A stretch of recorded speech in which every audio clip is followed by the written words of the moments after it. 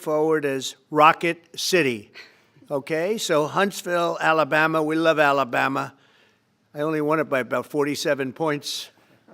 I don't think that influenced my decision, though, right? That didn't, right? But we had a lot of competition for this, and Alabama's getting it, Huntsville in particular, so congratulations, everybody. Katie, congratulations. This will result in more than 30,000 Alabama jobs, and probably much more than that, and hundreds of millions of dollars of investment, and that's billions, because it can't be millions, it's billions and billions of dollars. Most importantly, this decision will help America defend and dominate the high frontier, as they call it. I want to thank Secretary Pete Hegseth. He's doing a fantastic job. And Secretary of the Air Force Troy Mink. Troy, thank you very much. Great job you're doing, Troy. This is such a big deal. This is one that everybody wanted to know. What are you doing? I also want to thank Senators Katie Britt, and I want to give my condolences. Your grandmother, her grandmother just passed away. She was 100, right? 100, and she loves you, Mr. President. Well, and she was very proud of you. Thank you very much. Very, very proud of you. So thank you, Katie. Wonderful woman. She must have been. To produce you indirectly, I can tell you she had to be. Tommy Tuberville, who's a great coach. And I won't say anything about what happened with Alabama football this weekend. Let's leave that out. But you're not used to that, right? You're not used to that. But Tommy, Auburn won, that's right. They did. So you're happy. Tommy's been a great senator, as you know, and a fantastic guy all around. He was also a tremendous coach. House Armed Services Committee Chair Mike Rogers. Thank you, Mike. Where's Mike? Mike, thank you very much. Doing great, Mike.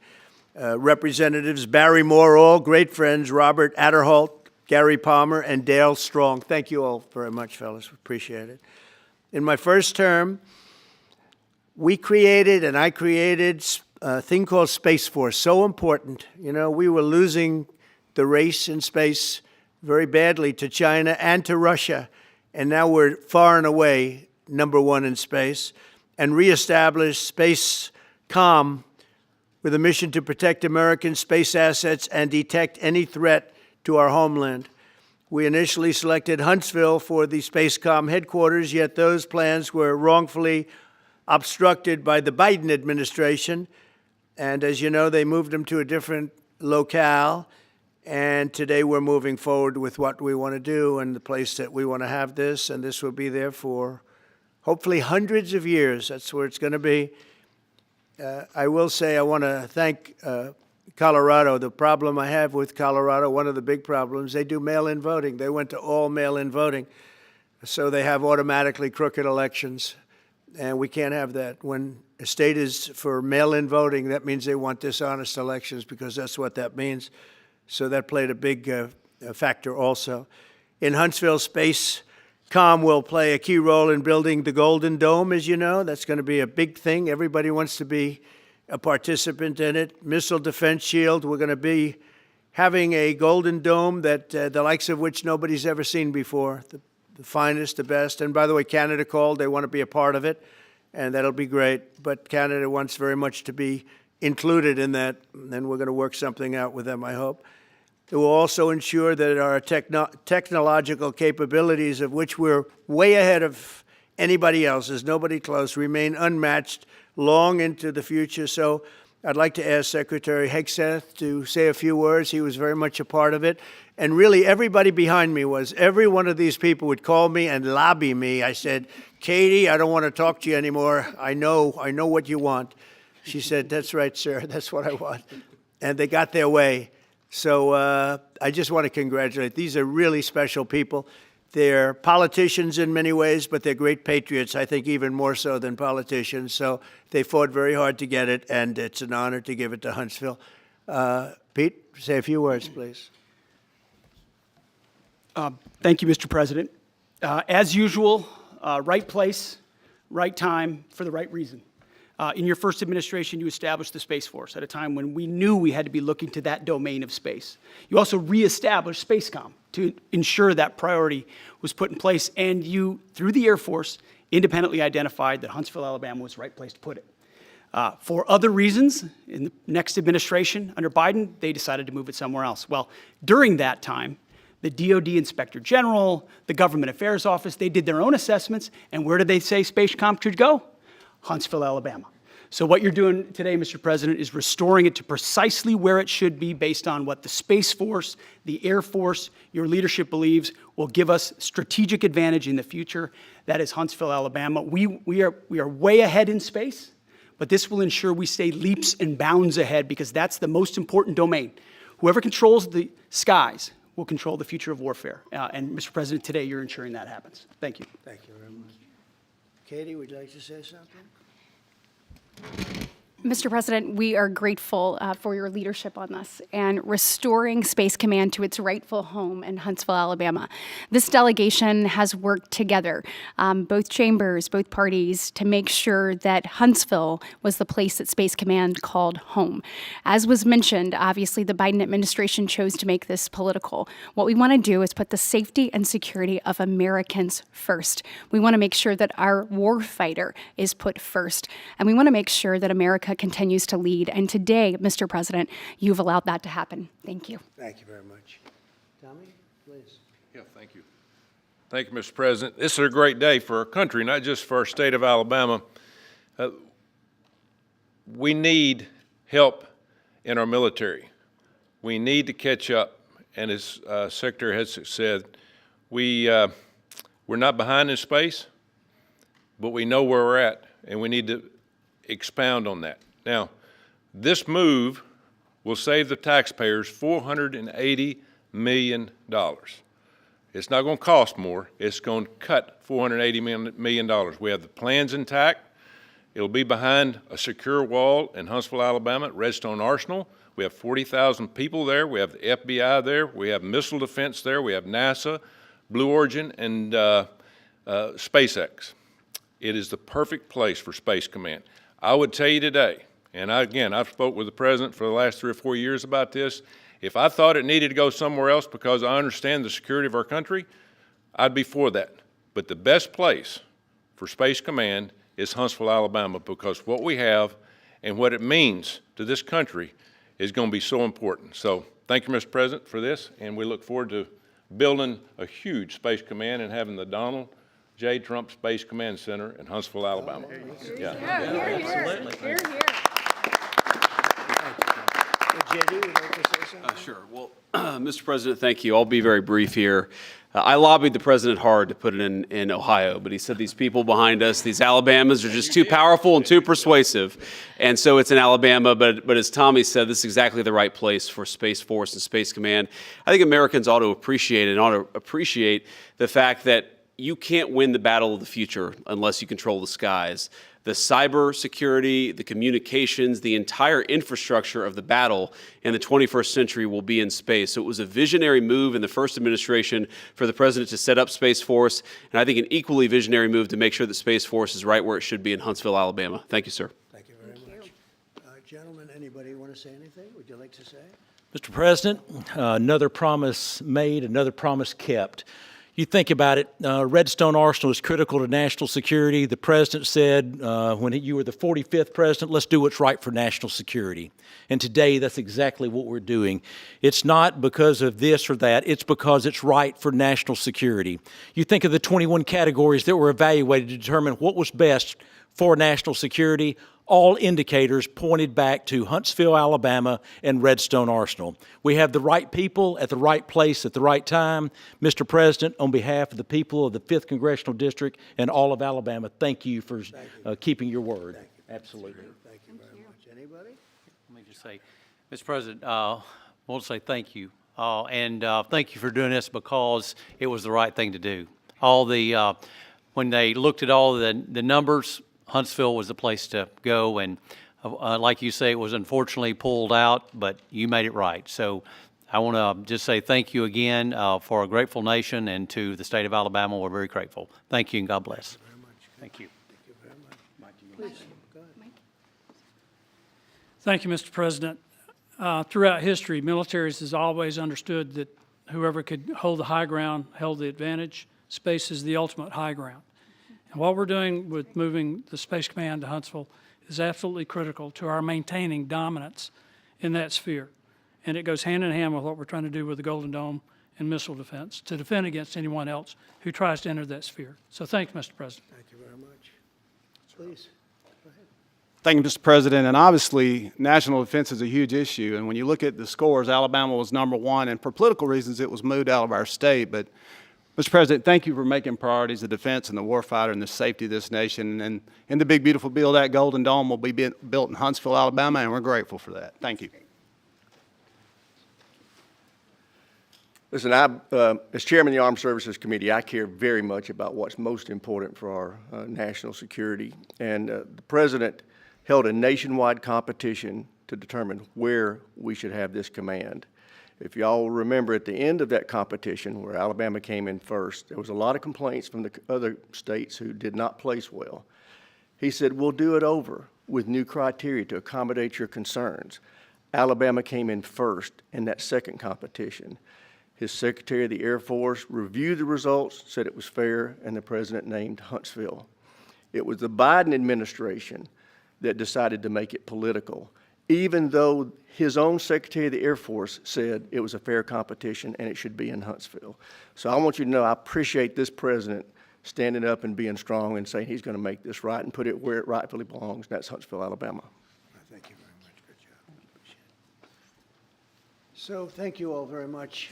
You are going to leave me alone now. You're not going to call me anymore and talk about this subject, right? You promise? They'll start something else. But I just want to congratulate you. It's a very big deal. When you come out and when you leave the room, you'll see that we just, over the last few minutes, literally shot out a boat, a drug-carrying boat, a lot of drugs in that boat. And you'll be seeing that and you'll be reading about that.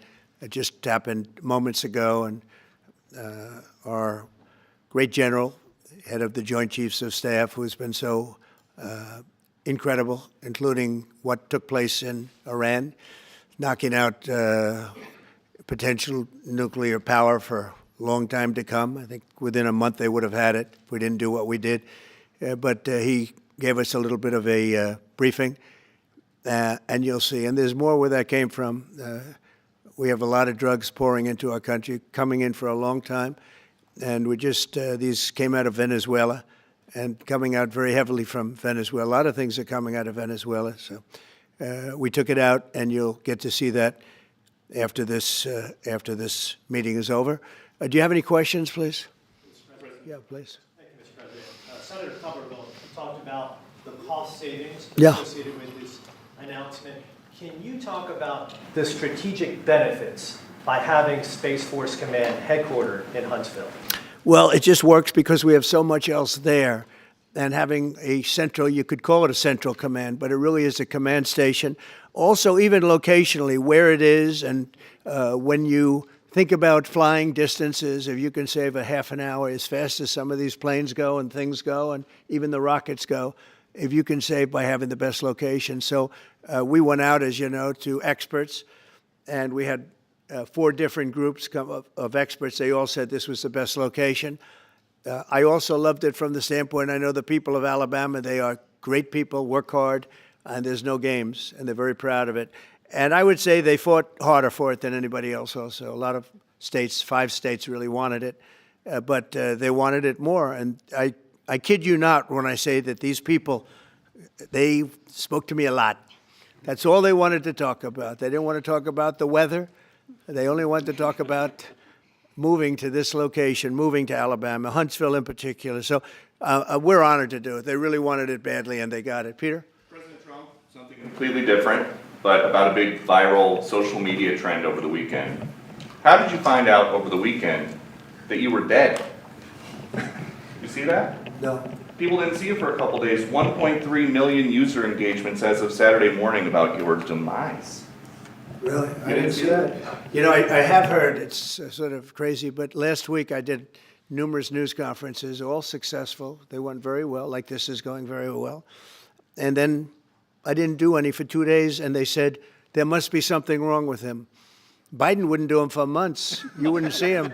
And nobody ever said there was ever anything wrong with him, and we know he wasn't in the greatest of shape.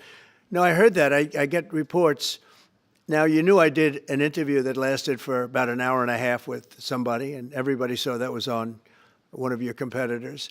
I did numerous shows and also did a number of truths, long truths, and I think pretty poignant truths.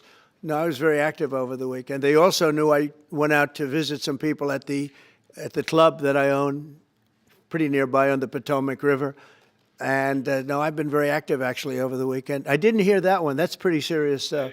I'm glad it's. Well, it's fake news. You know, it's just it's so fake. That's why the media has so little credibility. I knew they were saying, like, is he okay? How's he feeling? What's wrong? I said, I just left. And it's also sort of a longer weekend, you know, it's Labor Day weekend. So I would say a lot of people, no, I was very active this Labor Day.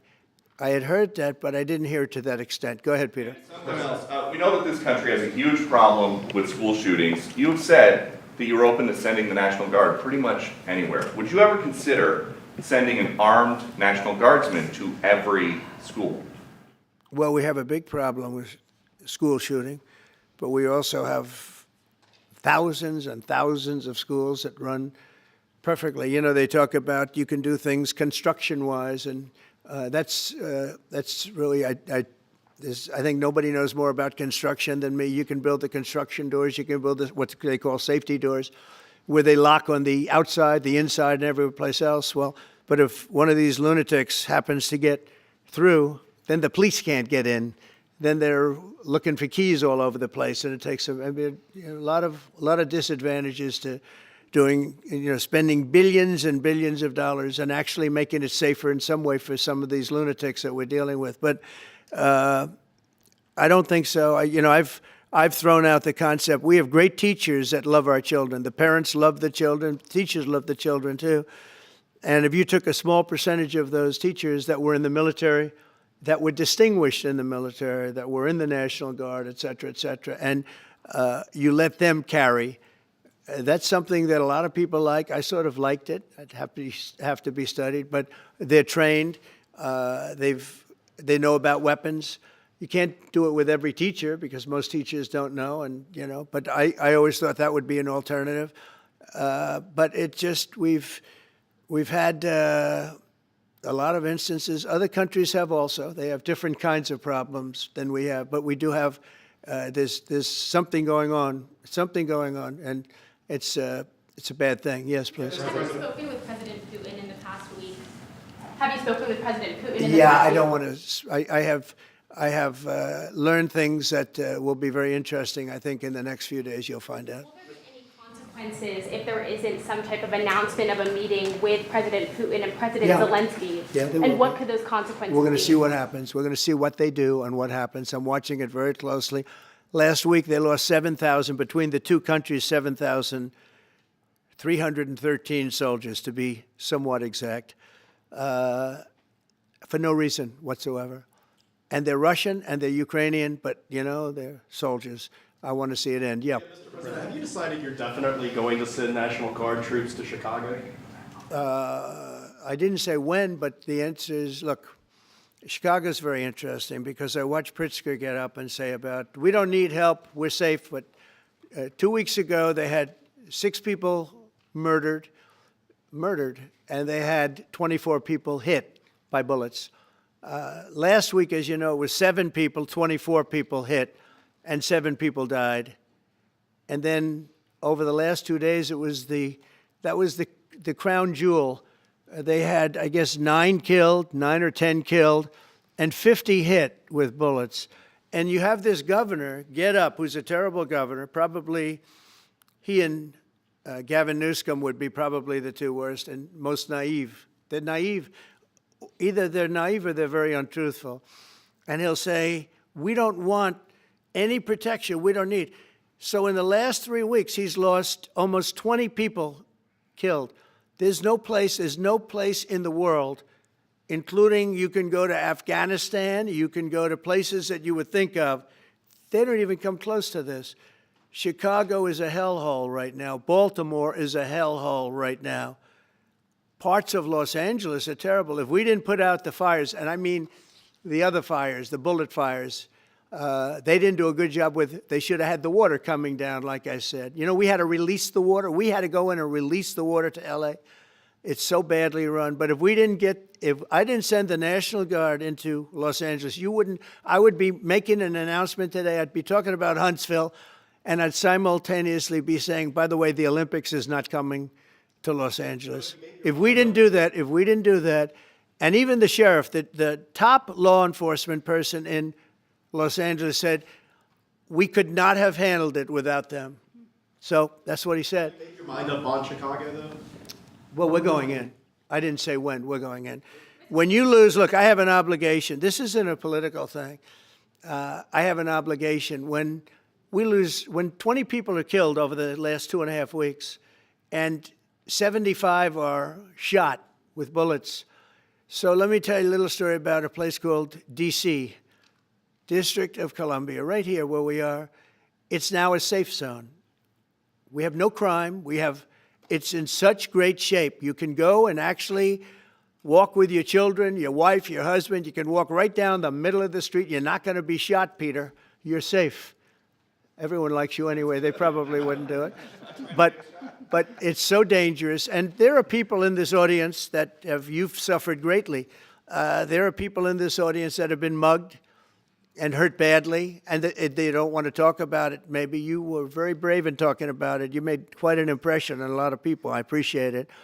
But there were other people in this room that have been hurt very badly just walking down the street in D.C.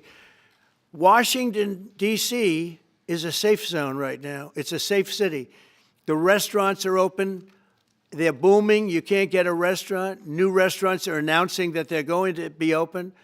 This took place in 12 days. Now it's 15 days, but 3 days ago it became what's known as a safe zone. It's a safe city. And this city was really bad, really, really bad. We took 1,600 people out, hardcore criminals that will not be coming back anytime soon. And we're very proud of it. You know, to have our nation's capital lose every week. You know, it was like years, many years, where every single week somebody was killed for many, many, many consecutive weeks. This went on for years. And then we had, last week it was announced that nobody was killed last week. And I made that announcement in front of a very distinguished leader of a country. And I'm saying proudly, ladies and gentlemen, nobody was killed in Washington, D.C. this week. He looked at me like, what's that all about? I said, yeah, we have a little bit of a crime problem.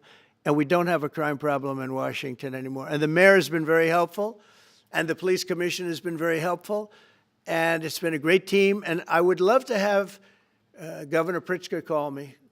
I'd gain respect for him and say, we do have a problem, and we'd love you to send in the troops, because you know what?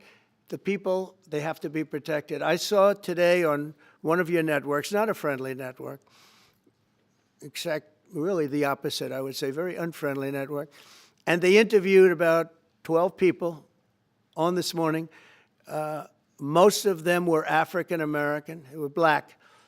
And they were saying, please, please, please let the president send in. These were people from Chicago. Please, we need help. We need help. We can't walk outside. We're petrified. If the governor of Illinois would call me up, I would love to do it. Now, we're going to do it anyway. We have the right to do it because I have an obligation to protect this country. And that includes Baltimore. I saw where Governor Moore was asking me to take a walk down the street of Baltimore. Well, Baltimore is a very unsafe place. It's rated number 4 in the city, one of the most unsafe places anywhere in the world. But, you know, we took care. This was a beautiful thing that happened in Washington because we showed that it could be done. And this wasn't just sending big, strong guys, and they are big and they are strong. You know, we had a great decision from the Supreme Court that had to do with sort of talent. It had to do with you are put down based on merit. You can hire based on merit. So merit for a soldier or for a policeman is strong, physically fit, having a certain ability, not a person that is woke and got the job through woke, but wasn't strong enough to lift a gun out of the holster, et cetera, et cetera. No, I looked at the police. As you know, last week I went over, we had a meeting there had to be 300 people, and they were all very impressive looking. And when the bad guys see them, they're not going to do a thing. And so I'm very proud of Washington. It serves as a template, and we're going to do it elsewhere. But Chicago is certainly going to be high. I would love to have him call. I would love the governor of Illinois. I'd be honored to take his call. All he has to do is say, sir, we need help. It's out of control. And everyone knows it is. He's not kidding anyone. I would love to have, I would say, Governor Moore call, because I watched him over the weekend trying to explain that Baltimore, what they need is housing. No, they don't need housing. They need to get rid of the criminals. These are hardcore criminals. You know, we took many people off the streets of Washington, D.C. They're hardcore. They're not going to be good. In 10 years, in 20 years, in 2 years, they're going to be criminals. They were born to be criminals, frankly. They were born to be criminals, and they're tough and mean, and they'll cut your throat, and they won't even think about it the next day. They won't even remember that they did it. And we're not going to have those people. Washington, D.C. is now a safe zone. It's a safe place, and you can walk, Katie, you can walk right down the street with, by the way, one of the biggest human beings I've ever seen, which is her husband. He was a football player for like 11 years in the NFL. He's a big person. But big doesn't mean anything when they have guns and when they have knives and everything else that they have, right? But you can walk right down the street, even by yourself, and you're totally safe. Washington, D.C. is a great thing. Yes, ma'am, please. Mr. President, as you're calling on Democratic leaders across the country to work with you on crime, do you see your efforts here in D.C., including, for example, working with Mayor Bowser here as a model for bringing more bipartisanship in matters not only with crime, but also issues that matter to everyday American people's lives? So Mayor Bowser's been great. She could have taken the thing, oh, well, and then after I clean it up, they'll take credit for it. You know what they do is they take credit. Like, we cleaned up Los Angeles. We did a great job there. And it was overwhelming what was going on. And again, the police chief made a statement that we could not have done, there's no way they could handle it. You saw what was happening out there. It was going to be a disaster. We stopped it cold. If we didn't do that, would have been a very sad day. And you know, remember, we have the Olympics, we have the World Cup, we have all these things coming, and we have 250, all of these things coming.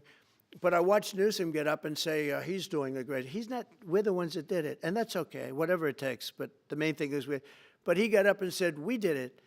Well, he didn't want us there, and he's going to need us again because it's starting to form again. I see it.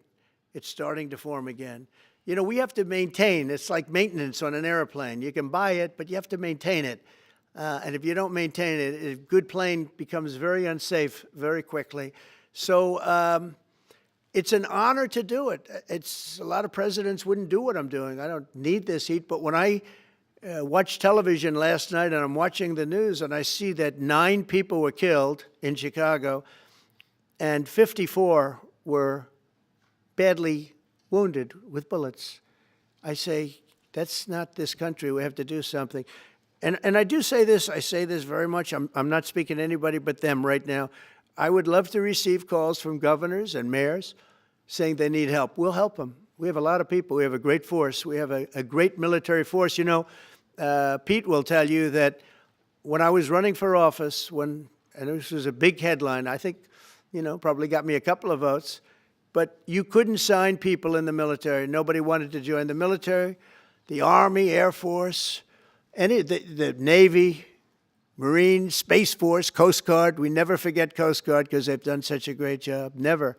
But nobody wanted to join any of them. We were way below what we wanted, every single one. The closest was the Marines, whatever that is. You'll explain that to me. But the closest was the Marines. But every service was way down, way down. And then I got elected, and our country's the hottest country anywhere in the world right now. Everybody's talking about the USA. They're talking about the job that we're doing. Everybody. We have the best economy. We have a very, very important decision being made by the Supreme Court because our country is the richest, the strongest, the most powerful. But if for some reason some liberal court, I'm talking about the court that just ruled, where even an Obama judge voted in favor of us, which I gave him a compliment yesterday, as you know. I said that took great courage. But it's a liberal court, and it's going up to the Supreme Court, who I think have been incredible people. I think they've made very wise decisions. But the tariff question, because without the tariffs, this country is in serious, serious trouble. We've taken in almost $17 trillion of investment is coming in. Most of it is coming because of tariffs. And if for some reason somebody wanted to be politically correct, I actually think it's unpolitically correct. I think politically correct is to approve it, because there's nothing so popular as what's happened to our country. Our country is doing so well. But we had a liberal court gave us a very shocking ruling, and that ruling is basically saying that the trillions of dollars that are pouring into our country, putting us in a position like no country is anywhere in the world, that they'd like to see us that taken away. By the way, a lot of the people behind that lawsuit, that particular, are from foreign countries, I might add. There's a video that is circulating online now of the White House where a window is open to the residents upstairs and somebody is throwing a big bag out the window. Have you seen this? No, that's probably AI generated. So Actually, you can't open the windows. You know why? They're all heavily armored and bulletproof. So that's a fake video? Well, it's got to be, because I know every window up there. The last place I'd be doing it is that, because there's cameras all over the place, right? Including yours. No, but every window, I've never seen a window that's, in fact, my wife was complaining about it the other day. She said, love to have a little fresh air come in, but you can't. They're bulletproof. And number one, they're sealed. And number two, each window weighs about 600 pounds. You have to be pretty strong to open them up. No, that has to be, where was the window? Let me see.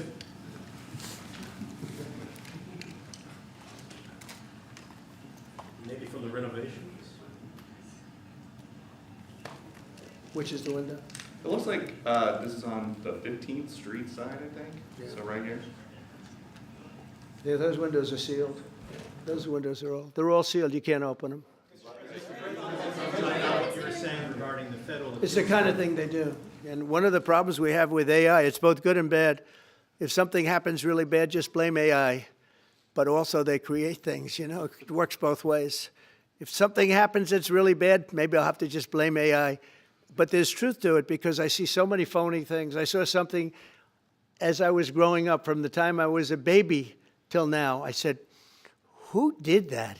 It was AI generated. So it's a little bit scary, to be honest with you. But those windows are all very heavily sealed.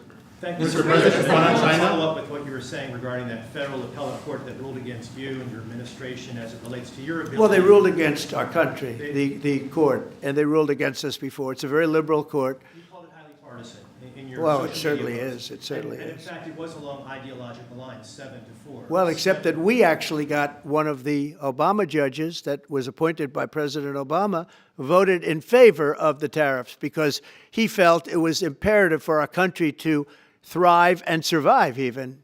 And I gave him credit. I said, you know what? That took a lot of courage for him to do it, because you don't see that often. So my question is, I suspect you're going to appeal that all the way to the Supreme Court. Well, we already have, yeah. In fact, we're doing something else. We're going to be going to the Supreme Court, we think, tomorrow, because we need an early decision. I mean, look, the financial fabric of our country, we're a rich, incredible country right now, and we're able to, you know, other countries use tariffs on us for years, and we never did.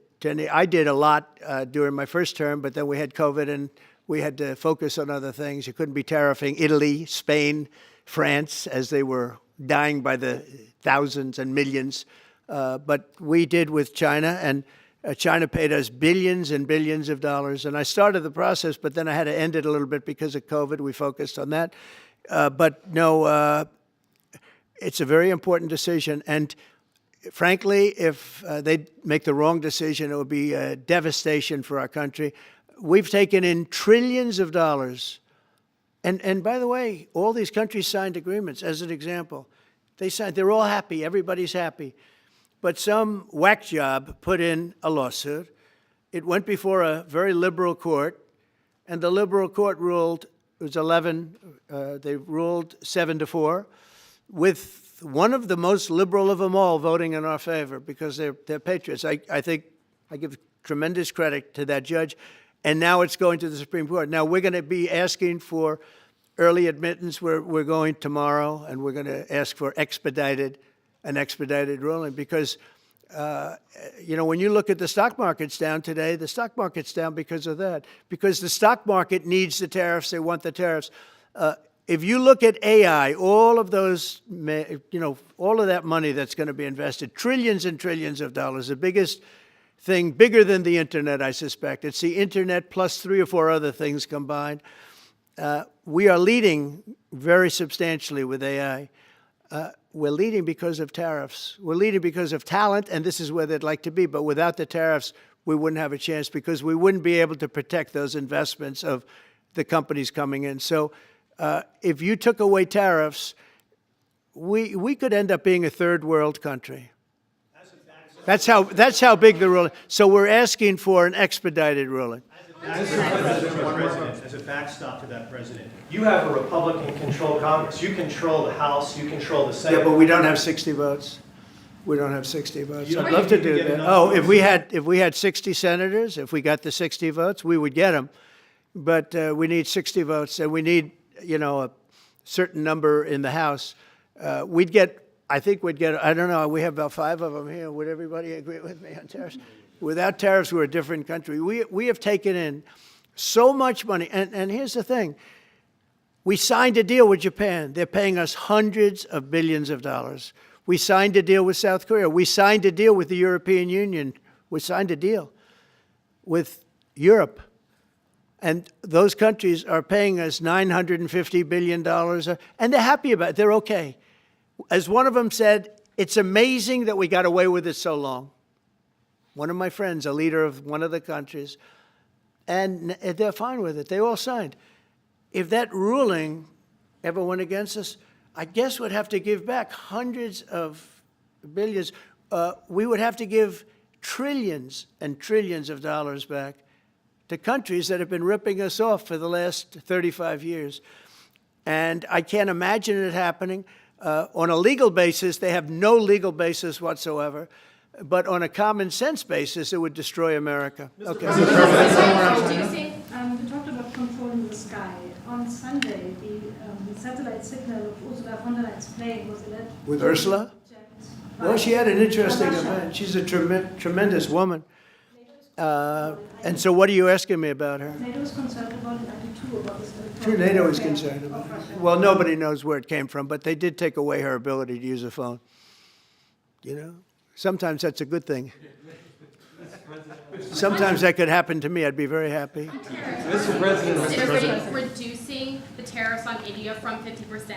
What does that mean? Are you considering taking away some of the tariffs that you've imposed on India?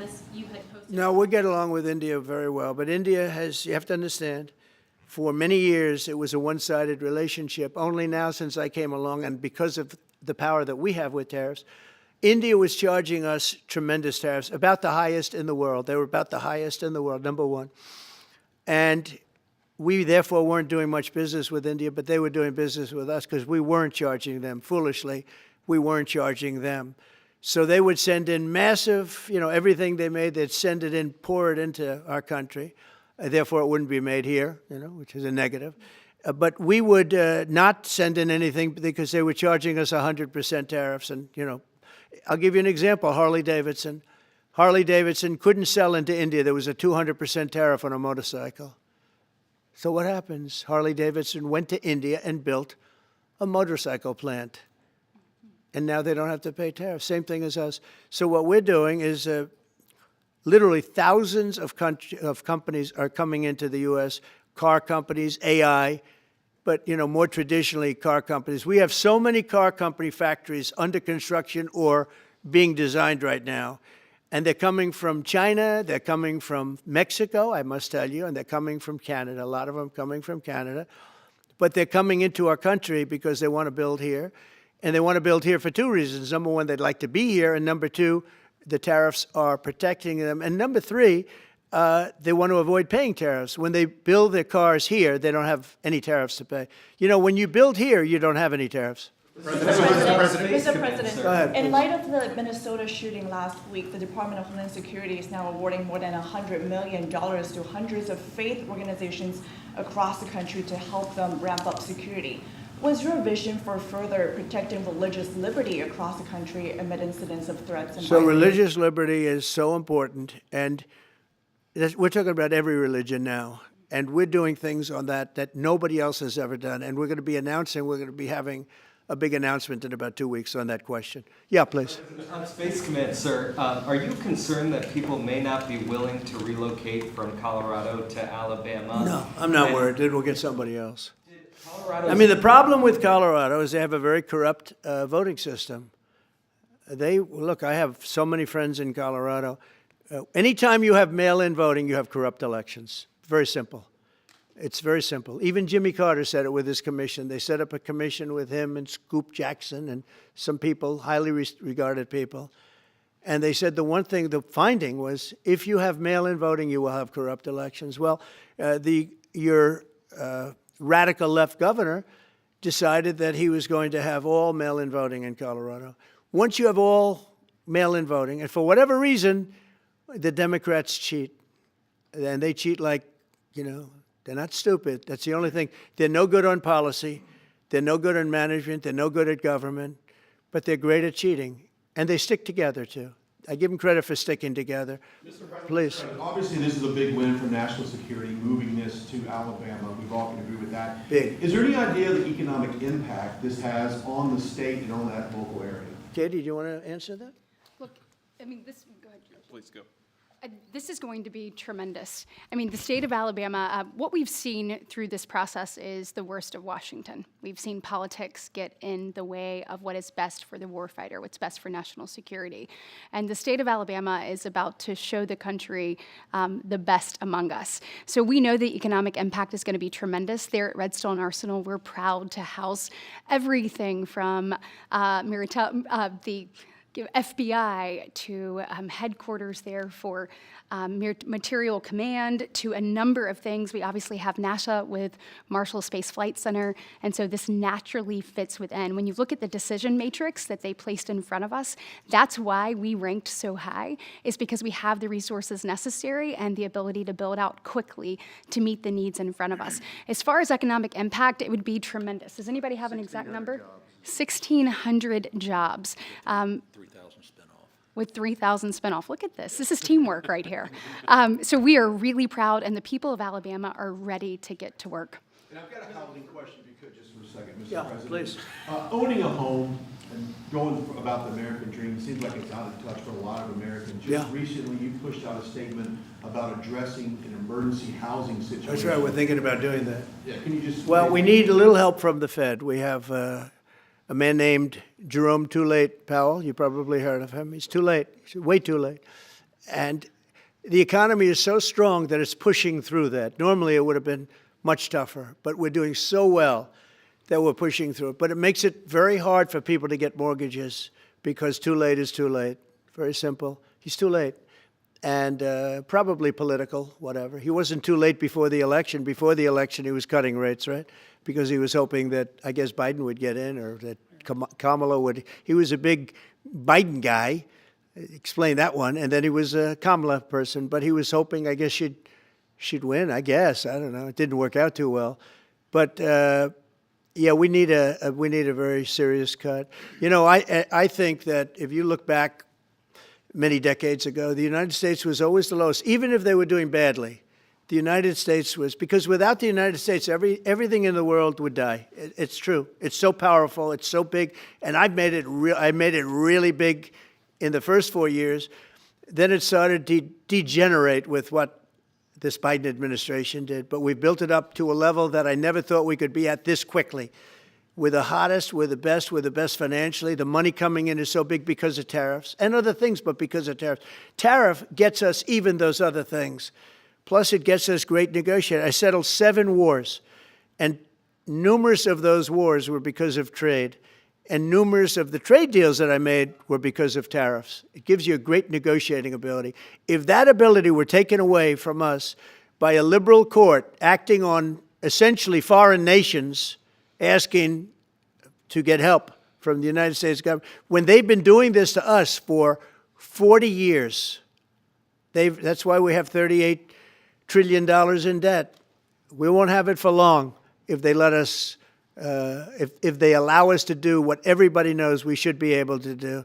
Yeah, please. Mr. President, another Biden-era action that you're now reversing is that you signed a deal last week to make federal buildings adopt and embrace classical architecture styles again. Can you talk to us about why you do that, and also what's your vision? Well, we want to see beautiful buildings. Now, you know, it's in the eye of the beholder. I've seen architectural reviews over the years. I'm an expert at it. I've gotten a lot of great reviews. But I've seen buildings that I didn't think were very good get great reviews, and I've seen great buildings get bad reviews. So, but it's just a standard. We want to have a good standard. We're building something here, you know, for 150 years they wanted a ballroom at the White House. We're doing something at the highest level, using great architects and all. And, you know, it's very exciting. But we have a lot of interesting things happening architecturally in D.C. And D.C. is like a different place. And, you know, even the contractor said, sir, we walked down today, we feel like much safer. It's like a different place. Washington, D.C. is great. Now, we're going to also beautify it. We're going to put a topping on the roads. We're not going to rip them apart and take 4 years to build a road that was exactly the same by the time you build it.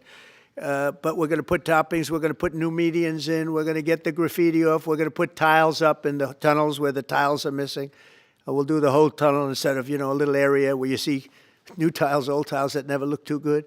But they could use it. You know, they've been up for 50 years. They've served their duty. But we're going to make this within about a 20-mile radius from the White House. We're going to have this place spick and span. It's going to be crime-free, and it's going to be spick and span. It's going to be, you'll be proud of Washington again. Go ahead, please.